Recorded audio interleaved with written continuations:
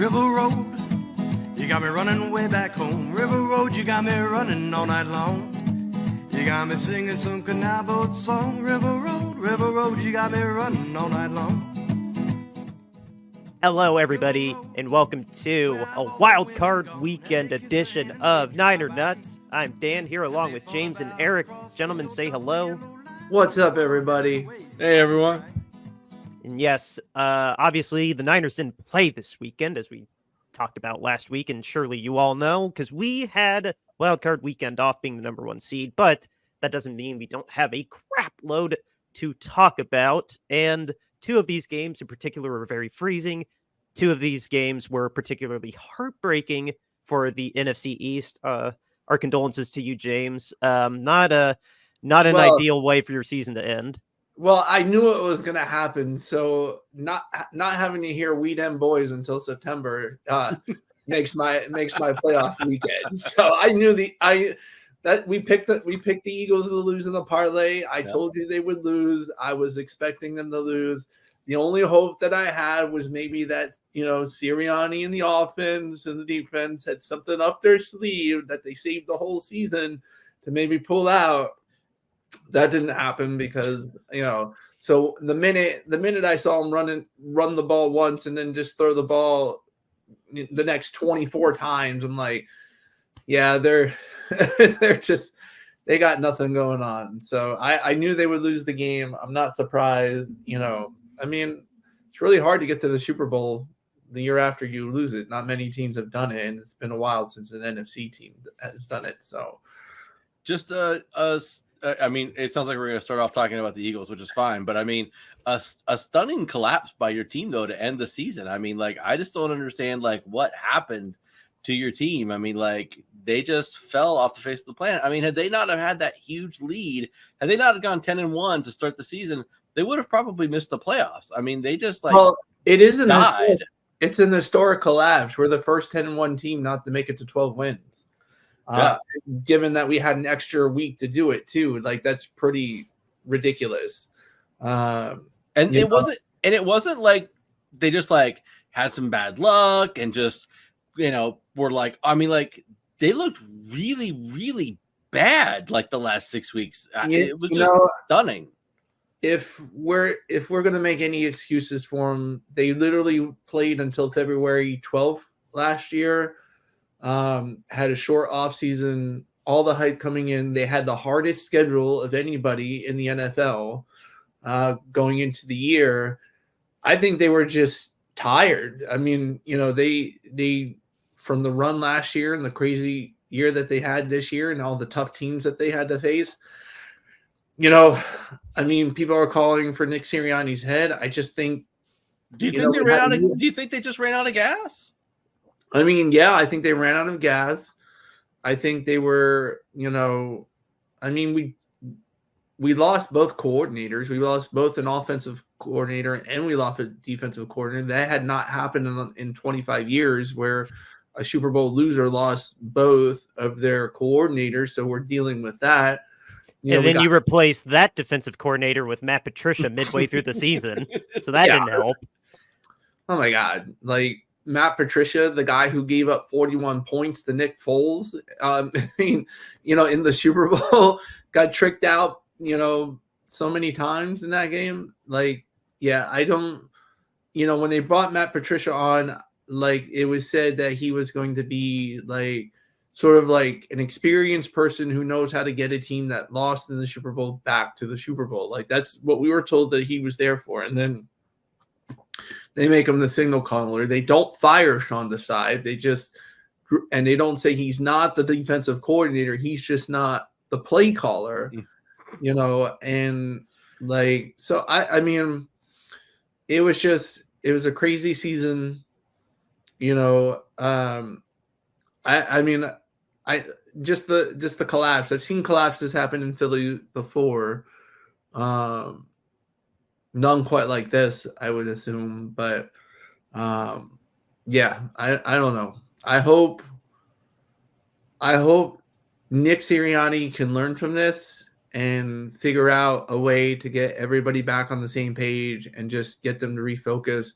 I think with a whole another month off for them to rest their bodies, to get back and just to relax and get back into shape, come back next year with a fresh perspective, new look, not with the whole pressure of like we have to win the Super Bowl or bust, like that's sort of what it was. And it was Super Bowl or bust. And we literally came in, we had the hardest schedule of anybody in the league. Like it was just, and I just felt after that Bills win going into that Niners game, once they got beat down by the Niners, they were just like, we're tired. we're just tired. And like, they just couldn't get out of that. And so, yeah, but my 2 cents, and then we can talk about the other games. I don't think Sirianni should get fired. I'd be shocked if he got fired. Like frankly, that would just be. I saw some blurb about how cutthroat your ownership can be, but I think that'd be particularly rash. Just give it another year, see what happens. But my fiance, she was like, Jesus, you guys broke Jacksonville and Philadelphia. And I'm like a little oversimplified, but I like where your head's at. You focus both. Yeah. You're not entirely off track. Yeah, I don't think Sirianni should be fired either. He's the first Eagles head coach to go to the playoffs 3 years, his first 3 years as the coach. Tell me, if you fire him now, who's going to want to take the job? Dude just made the playoffs 3 straight years, going, winning at least 9 games of each of the seasons, and took you to 3 points of winning the Super Bowl just last year. You're going to fire him, and then you want me to come in and do better than that? And no, I don't think anybody would want to take the job. I mean, look at how they had to go about their last 2 coaching searches. They basically, after they fired Chip Kelly after 3 years, it was hard. They were hard pressed to find a candidate. They were hard pressed to find a candidate, and they ended up hiring Doug Peterson, someone out of nowhere, that barely did anything in the pros, and they hired Doug Peterson. Was it a good hire? Well, you won a Super Bowl, but then as things collapsed, he was gone in 5 seasons, and he won a Super Bowl in one of those 5 seasons and made the playoffs, 2 other times, and got fired after 5 seasons, after being given an extension, after winning the Super Bowl. And then you come in, of course, you can't find anybody again, who wants to take the job. So you go and find the wide receiver coach for or the offensive coordinator, who was a wide receivers coach for the Colts. That's how deep they had to dig to find a coach, because nobody big name is going to want to take over that situation, being as if you don't progressively get better, if you have one bad season, you're going to get fired. And no coach is going to take that job. I don't even think Bill Belichick would even like this challenge. I think, if we fired Nick Sirianni and we're like, oh, we're in the Belichick race, I don't think he'd want to come here. I really don't. No. I agree with that.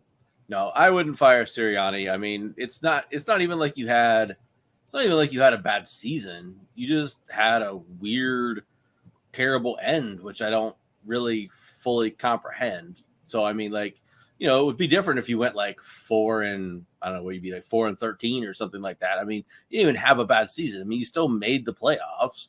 So, I mean, it wasn't like it was a bad season. It just ended really terribly for whatever reason. And they'll probably unpack all that and come back next year and still be a really good team and probably make the playoffs next year. I'd say if you struggle next year and don't make the playoffs next year, then maybe he's on the hot seat. Or if they're really terrible next year, then yeah, he's probably gone.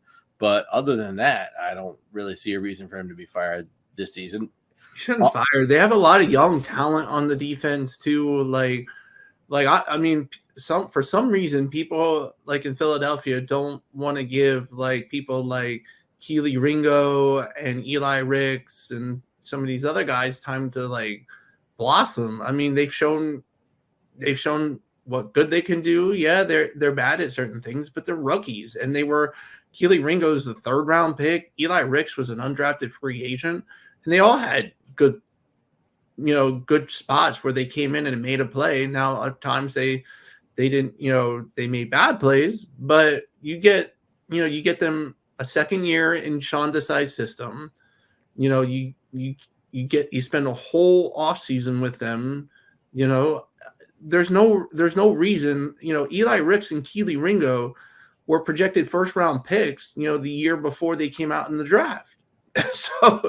So yeah, like they have the talent's there. The talent's all there on the defense, and like they're just Darius Slay is older, James Bradbury is older. Like it's just I mean, it's there. The talent's there on defense, and they're all when the injuries started happening, and and maybe I do take my take back. Maybe they do need to invest in some linebackers, and put some resources towards linebackers, because that's a big weakness that we have in our system. And the philosophy has always been we can put anybody there at linebacker. Well, you keep doing it, and this is what you get. You get linebackers that should have had 2 interceptions last night. You get they don't stuff the run at all. I mean, it was just once it started going south, nothing could stop it. Just nothing could stop it. And I mean, it is what it is. I don't want Sirianni to be fired. I don't want Brian Johnson to be fired. I don't want Sean Desai to be fired. I want everybody to get a second chance at this, because even Shane Steichen in his first year, like, he wasn't the best coordinator. Like, so yeah, I think everybody deserves a second chance and a run at this, and just to push the restart button on this and just go from there. But enough about the Eagles. Well, yeah. Do we have anything good to say about the Buccaneers, or were they just a product of playing a bad Eagles team? I love Baker Mayfield. I'm so happy for him. I really do. I feel so bad for him. I'm very happy for him. I think the Magic's going to wear off next week, personally. I don't have any real notes besides that. Like, the defense, honestly, is not bad, but going to Detroit, I don't see that going well. But I do like Baker Mayfield. I'm just a fan of Baker Mayfield, not the Bucs. Well, I mean, I'll say this, and I know we'll talk about it in another show, but the 49ers' road to the Super Bowl now is Love and either Baker Mayfield or Jared Goff.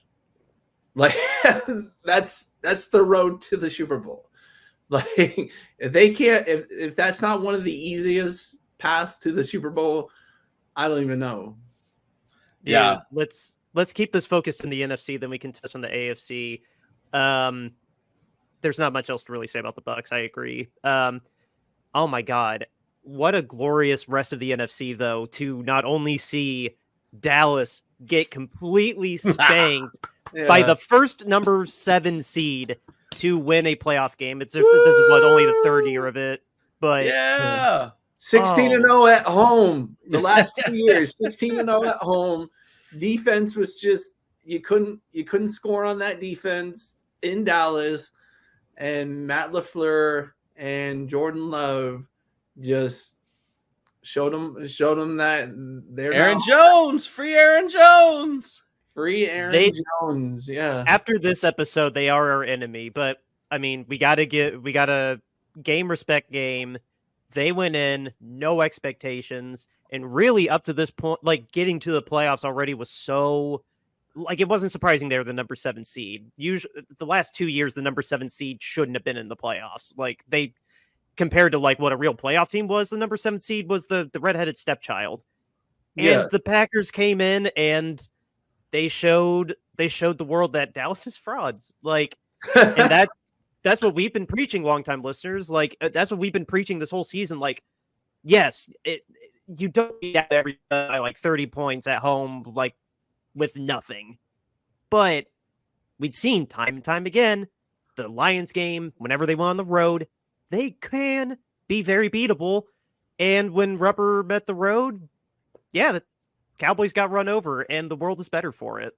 And really, honestly, like, if you look at their last home game there before the Packers there, they should have lost that home game to the Lions. Yeah. because some stupid ref can't open his ears and see a lineman straight in front of him reporting. Like, that's literally what gave them the win. It wasn't, it wasn't that Dallas was just so great at home that they destroyed the Lions. The Lions came in there and should have won that game. And I mean, they would have won that game if that, with that stupid call or whatever. So yeah, we all knew Dallas was frauds. We all knew that they wouldn't get out of the divisional round anyway. It doesn't matter how high a seeding or whatever. They're not going to get you're not going to get out of the divisional round.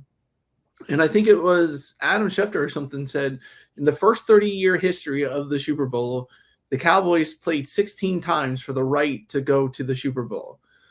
In the last 28 years since then, 0 times have played in the game to go to the right to the Super Bowl. I'll take it. I mean, they can suck forever. I don't give a crap. Yeah, I mean, Dan, you said it. I mean, they've been frauds all season long. They've been beating up on inferior teams and inferior opponents all season long. They've been running up gaudy numbers and gaudy stats against teams that have sucked and been terrible all season long. You've watched their defense stack up interceptions and turnovers and points against teams that have been bad all season long. They've been scoring touchdowns against the Giants. They've been taking, touchdowns back against teams like the Commanders and crap like that all season long, and just piling up points and running up the score on teams that were terrible. And James, like you said, when they've played teams that have been good, they've been struggling and they've struggled to win. And most of the time this season, I think they've beat 2 teams with a winning record this season. They beat the Eagles and they beat the Lions, and they beat the Eagles handedly. But they beat the Eagles in their tailspin. Yeah, so exactly. They beat on the Eagles when the Eagles were actually starting to be bad. Yeah, and then in Philly, we won the game in Philly. Yeah, and then they beat the Lions with that controversial ending and all that stuff. So I mean, they just weren't really that good all season long. And Cowboys are going to cowboy, and that's just what they do. Now, I would have never in a bajillion years, had you given me even just a free dollar, said I would bet it on the Packers to score 48 points against the Cowboys. And I bet on everything, but I would have never bet on the Packers to score 48 points on the Cowboys. So, I mean, that was still pretty stunning to see. I loved every minute of it. The fact that it was like 28-0 or 27-0 at half was just like I was beaming from ear to ear on my couch. It was the greatest joy that I had all season watching football. Watching the Cowboys collapse at home. Yeah. Oh my gosh! Just fantastic. But at the same time, like and we'll touch on this in another show when we talk the Niners and Packers and stuff. So I won't go into too much of a detail, but I'm not worried about the Packers. So, I mean they're not good. I mean, they're just not. I said in our text chain, it wasn't that Green Bay was doing anything like out of this world. They took advantage of a team that didn't take them seriously. That's all it boils down to at the end of the day. Baltimore's really bad at that. Pittsburgh's been really bad at that historically. And clearly Dallas doesn't prepare for good teams, and they get spanked every time. So I didn't expect this, but I'm happy. I mean, if we just look quickly at the losses by the Packers this season, they've lost to the Falcons, not good. Lost to the Lions, good team. Lost to the Raiders, not good. Lost to the Broncos, not good. Lost to the Vikings, all right. Lost to the Steelers, not good. Lost to the Giants, not good. Lost to the Buccaneers, meh. I mean, so like they've got a bunch of losses against teams that are just not very good. They've got what on here is probably one signature win when they beat the Chiefs. Otherwise, they've beaten up on a bunch of teams that suck. So, I mean, I'm just not really concerned. Yeah. No, I'm not either. I'm just trying to think. Moving the oh my God, what's the last NFC game that I'm forgetting? Lions and Rams. The best game of the whole weekend, my man. Best Dude, game. thank you. Yeah. My brain was going to AFC for some reason, but no. Oh my God, you want to talk about not only the best game of the weekend, but the relief and the the weight off of my shoulders. I mean, just as a fan, knowing that the Rams are out of the playoffs. The Rams were really the only team I was worried about in the entire NFC. James, I saw that look. I really didn't want the Rams to get past the Lions, because then they very likely would have played us, and I did not want to face a division opponent in the playoffs, because that went so bad last time. But no, I'm thrilled for Jared. He got his revenge game against Sean McVay. He got to stick it to him in very dramatic fashion. Like, thank God Amon caught that pass, and the balls that Dan Campbell had to throw it right there. What was that, 3rd or 4th down? I'm so happy for the city of Detroit. And like you said, yeah, I would much rather face the Lions than the Rams at any point in the rest of these playoffs. But it's just such a great feel-good story too. I mean, listen, man, Dan Campbell, man, and like he's doing what is necessary to get the Lions to where they've been wanting to go for the last 70 years. Like eternity, their entire existence. The last time they won the NFL championship, I believe, was 1952. And they had the curse of Bobby Lane, and now it's 2023 or 2024 now, and they're in the playoffs looking good. That banner of 2023 NFC North champions made me think of that farmer meme where it was like, it ain't much, but it's honest work. Like, but I mean, Dan Campbell has proven to be a good coach, and there's nobody in a bigger believer of analytics in the league than Dan Campbell. Mm-hmm. That's really straight facts. Nobody goes for it on 4th down more than he does. And he just believes in his guys. On a 4th down, he's gonna get it. And you saw in that Dallas games, there were some calls where like he went for it and didn't take the points, and it's like, well, why wouldn't you take the points there? He literally, if it wasn't for a bad referee call, still would have won the game. And that's the thing about analytics. You do these things, you don't take the points, and you do these other things because even if you miss them, you still have a good chance of winning the game. And that's what it's about. It's about winning the game, not tying the game and getting into overtime and doing all that. It's about winning the game. And so that's what analytics is there for. Analytics is to give you the numbers that help you win the game and what situations to use them. And Dan Campbell has been using them very good this season. Every instance in which he's had to make a call on what to do, to go for it on 4th down or whatever, he's majority of the time has been right to go for it, and it's come out in wins for the Lions. And it's something like this that was needed for the Lions to get over the hump, because usually franchises don't change unless you think outside of the box, unless you start thinking outside of the box on how to win, because they had been coming in with the same old coaches and the same old type of coaches just to do it the same old way and everything like that. And Dan Campbell says, no, we're going to listen to analytics. And if we really want to break this curse, we need to start doing this, because we've been doing it this old way for the last 70 years and we haven't won anything. And so now I'm going to use analytics and see where it takes us. What do we have to lose? And what do they have to lose? Well, guess what? They're in the divisional round for the first time in 30 years. Yeah. So two coaches that get the best out of their teams and maximize their teams the most. They're both in the playoffs right now. We're talking about one right now, Dan Campbell. We'll talk about the other one a little bit later. It's Mike Tomlin. Those two guys maximize the most out of their players every single time.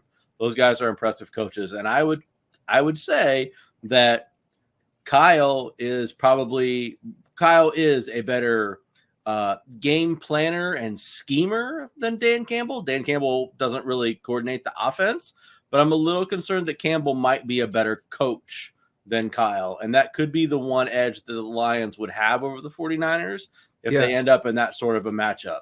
That would be one thing that would concern me going into that game, is that Campbell is a little bit better, I think, of an actual just coach than Kyle is. Kyle, much better schemer, game planner, play caller, all of that stuff. Dan Campbell doesn't do any of that, obviously. but just in terms of kind of, I don't know, leader of men. Leader of men, and the magic and the mayhem of coaching. He seems to do a better job of that than Kyle does. So that would be the one thing that would scare me about them. And the other thing that kind of worries me about the Lions is they're capable of getting hot. They have a lot of talent. They got Gibbs, they got Montgomery, they got St. Brown, they got a bunch of other guys at wide receiver who are just kind of a pile of guys who just sort of seemingly show up. Goff is capable of getting hot and catching fire. He's also capable of taking a big dump at the same time. Yeah. Their defense, not really good. Hutchinson, obviously very good, but the rest of it is kind of just pieced together. But they're capable. They do have CJGJ back, and CJGJ is a pretty good safety. Yeah, but they are capable on offense of just catching fire and throwing up a bunch of points. So that would be the only thing that would really scare me about the Lions. But, good for the city of Detroit this week. Good to see them win. Was really exciting. Anytime that the Rams lose is a great day in the world. And as far as I'm concerned, Detroit can go ahead and win next week as well if they really want to. I'd prefer Tampa to win. But, for the city and the sanity of Detroit, if they want to win another game, that's fine. But they have to stop after that. Yeah. I agree. Out of all the coaches that are left in the playoffs, let me think who's on the AFC side. Well, Andy Reid and John Harbaugh are left. Those guys are really good coaches. Yeah, but I think Dan Campbell has the biggest cojones of them all. He has the biggest cojones out of everybody that's left in the playoffs, and probably. So I just see, that's one way the Eagles got over their hump, was going forward on fourth down consistently. Yeah. And they I saw the stat last night. They go for fourth down like 78% of the time. It was just stupid. I was like, that's the most ludicrous stat I've ever seen. That's like a Madden stat. Who does that? I just want them to go full analytics crazy and just start onside kicking it after every single touchdown, because analytics says to do that too. It's so hard to get an onside kick now. If it was the old onside kick rules where you could line a bunch of dudes up on one side of the field and just crash into the other team, then I would be with you on that. But getting an onside kick now is just you have to get just such an improbable bounce of the ball to get it now. It's just ridiculous. Yeah, but it's not even a fun play anymore. But imagine you say you could come up with, because there's a coach in Louisiana who onside kicks all the time, and he has 12 different onside kicks. Everybody knows that an onside kick is coming. Everybody knows that it's coming. And this guy has won 4 state titles. What's his recovery rate on those? I remember when he first got to the state championship, it was ridiculous. They were up 35-0 in the first quarter, 7 minutes into the first quarter, because they scored a touchdown, onside kick, scored a touchdown, onside kick, scored a touchdown, onside kick. Are there different rules in college compared to the NFL for onside kicks? It's high school. It's high school. But he is, I believe, now in college somewhere. But just imagine, if you could maybe make 15 different, get a good special teams coach, they come up with 15 different onside kicks. It's coming, but which one is coming? I don't know. Exactly. Right. I don't know. It's an opportunity to possess the football. It's why wouldn't you do it? And there are instances in which coaches, if they onside kicked or surprise onside kick, they might have won the game instead of losing in overtime. There's a whole bunch of bad. we can go over that too. There's a whole bunch of bad clock mismanagement going on in some of these games too, where you got guys taking timeouts or not taking timeouts. I think it was and we could transition to that now too, the Buffalo Steelers game. I think I was texting you guys. I was like, Buffalo was taking timeouts at the end of the half when the Steelers had the ball or whatever. And I'm like, why is Buffalo taking timeouts? They're up by 3 touchdowns at this point in time. They're taking timeouts to try to get the ball back. The Steelers can barely do anything. This doesn't make any sense. And all they did was just give the Steelers more time to score. And then the Steelers scored a touchdown, and then Buffalo got the ball back, and then they like ran it 2 times up the middle and like ran the clock out. I was like, this is the stupidest thing I've ever seen. I was like, I don't understand what's going on. And the Steelers had all 3 of their timeouts and never called a single timeout. The Bills got the ball back with like a 1:05 left on the clock, ran the ball twice, and the Steelers were just like, that's cool. that was insane. I don't understand what's going on at all. That was a weird end to that first half, but I mean, I don't know. That was for me the game. That for me was the least exciting game of the weekend. Like, yeah, the Bills let the Steelers hang around a little bit in the second half, but then they ended up pulling away, and like, it should have. I would have been completely dumbfounded if the Steelers did pull off the win, but they didn't, and they shouldn't have, because then the legacy of just, I don't know. Let's just admit the Steelers are not a great team, but they have one of the best coaches to have ever coached in football. Let him ride off into the sunset. We can't ask you to do more than win a Super Bowl ring, 1 Super Bowl ring. You won a Super Bowl ring. You never had a losing season. Thank you. Can't talk. Just, I don't know. We've talked about it before. I mean, the Steelers need a hard reset, and Mike Tomlin is never going to let them be in a position to have a hard reset. Yeah, and that's the thing. Like 2019, Ben Roethlisberger goes down right at the beginning of the season, like first week of the season. And what do the Steelers do? They trade their their first round draft pick for Minkah Fitzpatrick.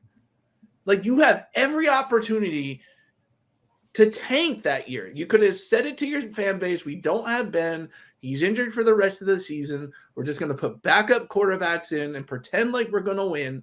And then who comes out that year? Joe Burrow, Justin Herbert. You got Tua. And then you got Jalen Hurts all in that draft class. Like, that was a big mistake. It was literally probably one of the worst franchise decisions that they have ever made. That was the tank for Tua season, wasn't it? It was tank for Tua. It was tank for Joe Burrow. Yeah. Tua, Burrow, Herbert, and Hurts are all in that draft class.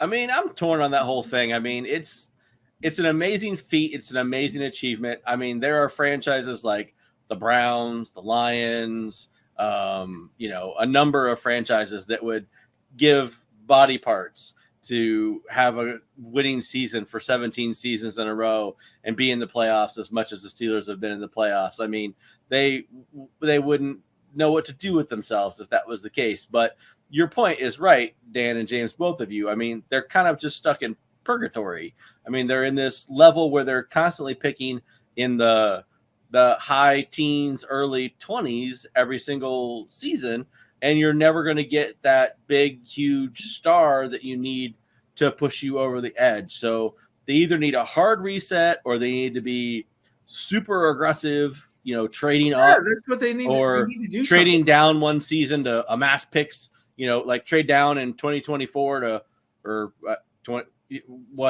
down in 2024 to amass picks in 2025 or, something like that. They need to be really aggressive one way or the other, which they don't ever seem to be as a franchise, to be able to move and advance out of this. Just like, well, we're going to forever be somewhere between, well, I can't even say between 7 and 10 because they're never at a losing record. So we're going to somewhere between 9 and 11 wins every season and get bounced in the first round because we're not really all that good. So I don't know what you do there, but I mean, I gave Tomlin praise with Dan Campbell, and I'm going to continue to give him praise. He's a fantastic coach. And, if for some reason Kyle left and they went to go pursue Mike Tomlin to be the next head coach of the 49ers, I'd welcome him with wide open arms to come coach our franchise. Cause man, he just motivates people and gets the best out of a team. And I wouldn't turn that down for anything. So, well, if they literally walk away from Tomlin, he'll have a job by sundown. He'll have a job by the time he walks out that door, he'll walk into the door of the next conference room where he's getting signed for his new deal. Yes, he will literally have. It'll be like a Benny Hill show. He'll be like right into the next door. I mean, it'll be crazy. Yeah, right. The I'll let's kill 2 birds with 1 stone on this next question.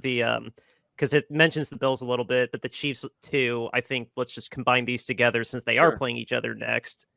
Do we think that the way that Buffalo played the Steelers is going to carry over into the Chiefs?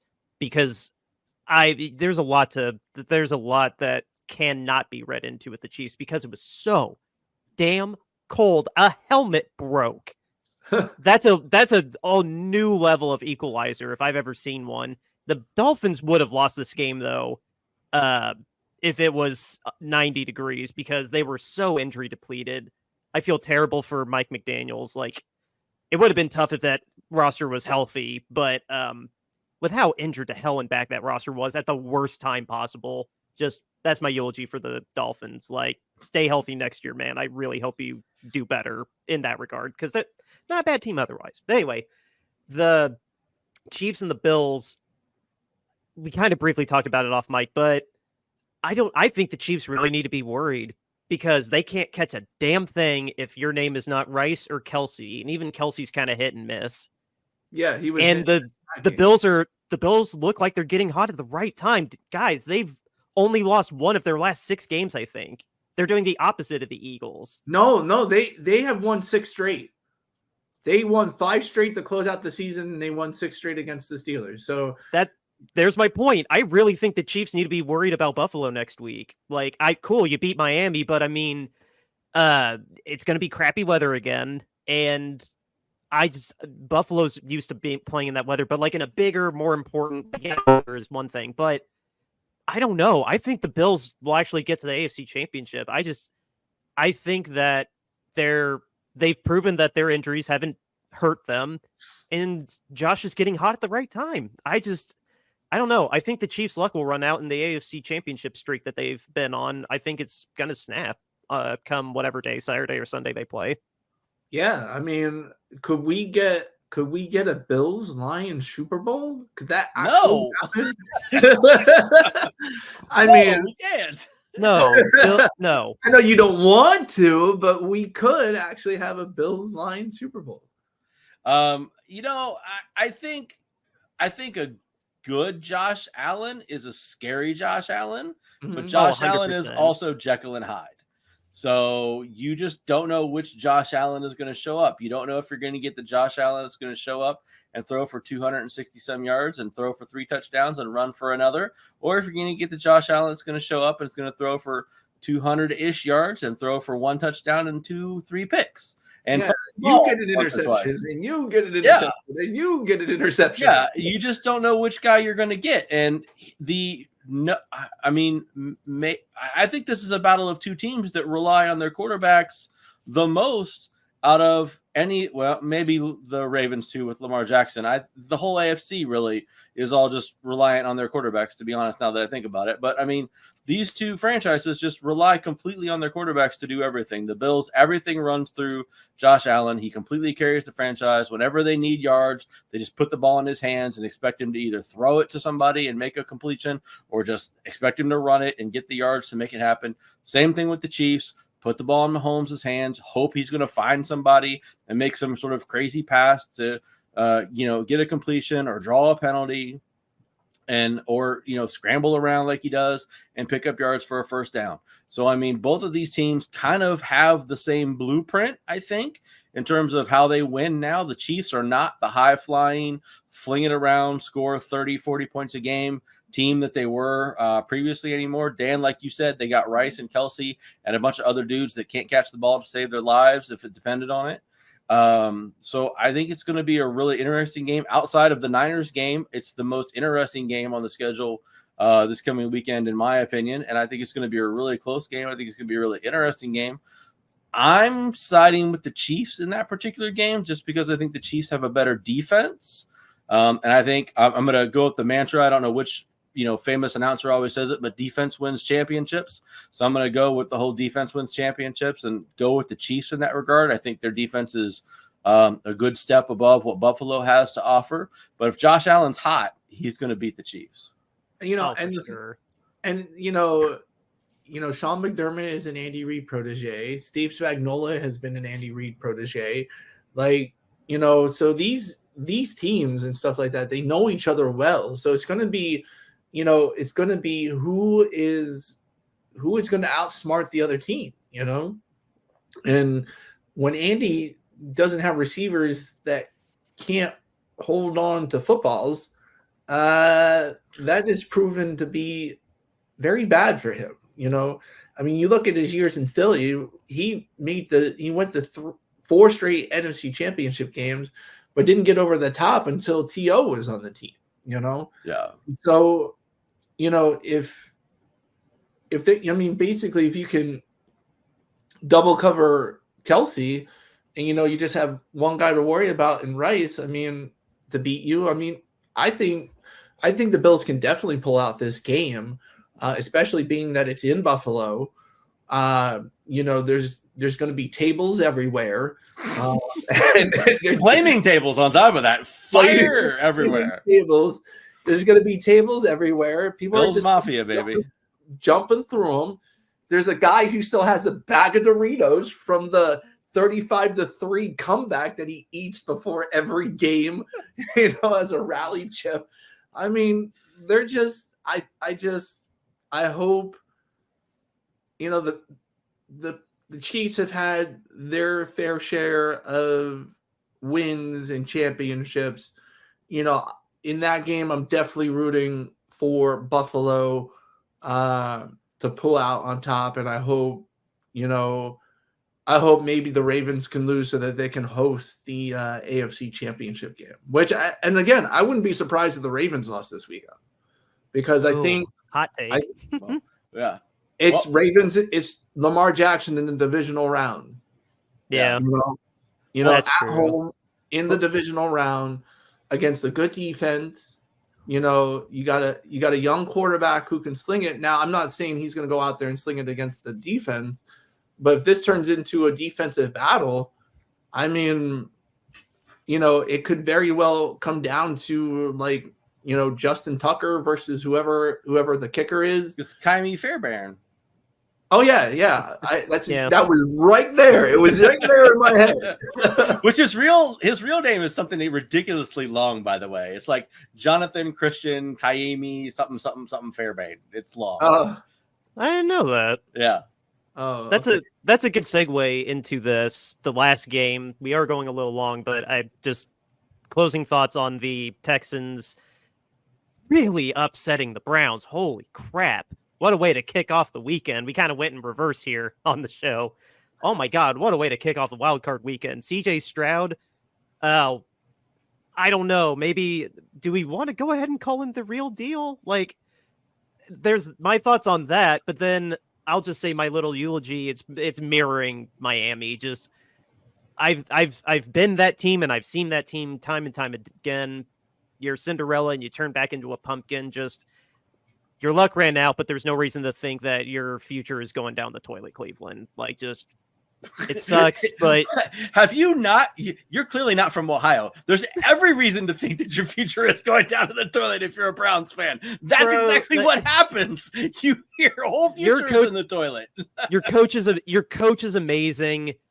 The jury's obviously still out on Deshaun Watson, but I don't know. I'm not an expert on your free agents. I don't know who all you're going to lose, but just tough luck. That really, really sucks. But there was a lot of good to look back on this season. But so that's my eulogy on the Cleveland Browns. But Jesus Christ, guys, James already started the topic, but just real quick, the Texans, guys, CJ Stroud really have a chance to upset the Ravens? I'm kind of with James. Honestly, I think they could catch the Ravens off guard.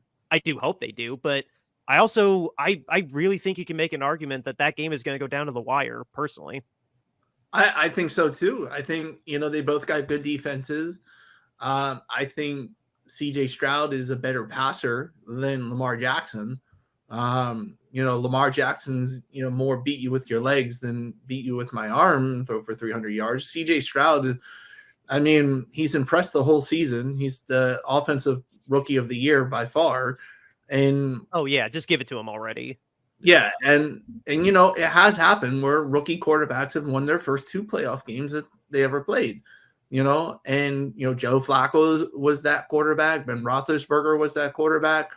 No, Ben Roethlisberger wasn't. But in any case, two playoff games is not a hard feat for a rookie quarterback to win in the playoffs, and it's been done before.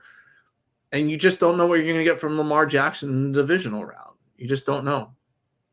Yeah, I think. I'm going to be in the minority here. I think on coming off about 3 weeks rest and being as good as they've been all season long, I think the Ravens are going to come up and grab the Texans by the horns and slam them into the ground. I don't think it's going to be particularly close. I do agree, James, that Lamar has been not traditionally very good in the playoffs. So there is. I'm leaving the door open that there's a possibility that the Texans beat them. And like you mentioned, Dan, Stroud has been amazing all season long. Obviously, the offensive rookie of the year this year. And so is it possible that the Texans beat them? I mean, okay. Yeah, I mean, I won't be like stunned out of my mind if it happens, but I'd be pretty surprised. I think that the Ravens defensive coordinator is going to throw a lot of really strange looks at Stroud this weekend, show him some stuff that he hasn't seen before. We keep kind of downplaying that the Ravens defense was the number 1, number 2 defense, depending on how you rank them and, whatever metrics you use all season long. They've been getting to the quarterback at a ferocious rate all season long. Stroud is mobile, but he doesn't really run a ton. So he's going to be in and around the pocket a lot, which doesn't really bode well for him in this particular game. So I don't think it's going to be particularly close. I think the Ravens are unfortunately going to kind of take them out. I think the glass slipper is going to come off the Texans shoe. Yeah, I just you're talking about the Ravens defensive coordinator, but you forget DeMeco Ryans is the head coach of the Texans. And so I know. If he has a defensive scheme for Lamar Jackson, which I bet he does, I think he's going to pull out all the stops to confuse Lamar Jackson as well. I would very much love to sit here next week and say, James, Dan, I was so wrong. I was very wrong, and the Texans whooped that Ravens ass. I was wrong. Yes. I would be more than happy to say that. I don't think that I will, but I would be more than happy to say that. That would just make life even better. Yeah. It's going to be an exciting weekend next week. But yeah, no, with that was a lot of games to cover. We haven't even talked about our game. Our game is going to be our next episode. We're going to preview how we feel about the Packers coming to Levi's Stadium, the big bell bottom. I joked about it too before the game even started. I talked about what our shows were going to be. I was like, well, we're going to do Wildcard Recap. We're going to do Packers Niners before the game. And now we're doing it. Yeah, no kidding. But anyway, guys, this episode has been a super stuffed, awesome episode already, but we have to go ahead and talk about our sponsor, Royal Retros. There we go. RoyalRetros.com. What is RoyalRetros.com? It is your go-to place to get an authentic throwback jersey. Not just football. They got basketball, hockey, baseball. They got all the major sports covered. But for you 49ers fans, you can go and check out the Candlestick collection. They have a bunch of tailored 49ers and baseball giants when I checked. A bunch of gear between the two of them. And if you happen to find something that you like, you can throw it in your cart and use the promo code Shady Sports to get 10% off of your entire order. Again, that is promo code Shady Sports for 10% off of your entire order at RoyalRetros.com. Go get yourself an authentic throwback jersey today. They will know about our charity. So, guys, if you have been following the show the whole year, we've taken up the mantle of calling out the NFL and their owners. Basically, over the last couple of months throughout the season or before the season, we found out that the Houston Texans minority owner was charged with very serious sexual crimes in Kentucky. And then also Jed York, the CEO of the 49ers, was implicated in a insider trading scandal for a company in which helped students cheat during the pandemic. The reason why we bring this to the attention of you is because if this had been a player, we would have known before anybody else. The NFL would have reported it like just regular news. But these owners, the NFL knew about it for months, even to years, in the case of Jed York, and said nothing about it. And the NFL has said that owner standards are supposed to be higher than player standards, but that's not exactly what's happening. And we are pushing the hashtag that owner standards are indeed less than player standards, and there needs to be owner accountability. And to show you we put our money where our mouth is, we have created t-shirts. Here's our statement: owner standards are less than player standards, hashtag owner accountability. All the money that we raise with these t-shirts will go to a Kentucky Crisis Center. $22.99 gets you that in a t-shirt, different colors, different styles. Next, we have our owner standoff shirt. We had this for the Dan Snyder campaign. We've brought it back for this campaign. $22.99 gets you that in a t-shirt, different styles, different sizes. Next, we have our podcast logo art. You'll find this anywhere you listen to our podcast. Watch us on YouTube. You'll see this in our profile. You can get it on a t-shirt, $22.99, different styles, different sizes. Next up, we have our alternate logo art. Basically, I have this t-shirt, very high quality. $22.99 gets you that in a t-shirt, different colors, different sizes, different styles. And finally, how can you say no to our official mascot, a peanut, eating peanuts while cheering on the couch for San Francisco 49ers? $22.99 gets you that in the t-shirt. Donate to a Kentucky Crisis Center today by Googling Niner Nuts Apparel. Go to the bonfire.com link, or you can go to the show description notes in the episode and click on the link there, or even go to our Twitter page and click on the link there that we have in our pinned tweet. All those will take you to the site where you can donate and purchase a shirt and donate to a charity today. We don't want any money from these shirts. We want you to have a cool shirt while you're helping a family in need. Guys, I'm going to forego the news because there wasn't too much. We can't go another hour talking about what happened. McCaffrey practiced in full today. Woohoo!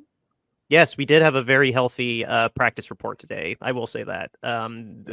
There's a couple minor injuries here and there, but nothing too bad. But anyway, we don't have another hour to go over everything that happened during Black Monday and really the whole week. I'm not going to call it that week. I don't even feel comfortable saying that.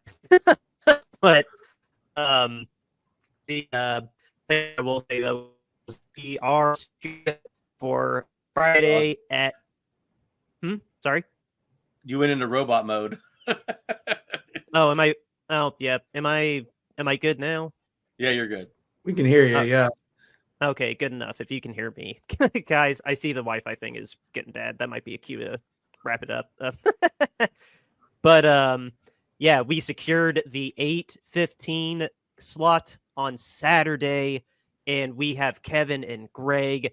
I kind of want to put that as a poll on Twitter. Who should I listen to, Greg Papa on my Sirius, or if I should listen to Kevin and Greg? Honestly, because I love all four of them, but I'm not gonna split both of them. But anyway, that's neither here nor there. But yeah, it's on Fox. It's at 8:30. I cannot wait for this game. Our next episode is going to be taking a deeper dive into the Packers versus Niners. But yeah, I mean, that's kind of all I got, guys. Either of you guys have anything before we sign off? Nope, that's it, my man. Say hi to Batman. Say hi, Batman. Hi, Batman. Special guest of the episode. Okay, well, with that, guys, outro music, River Road, Justin Muth. We'll see you tomorrow. Beat the Packers.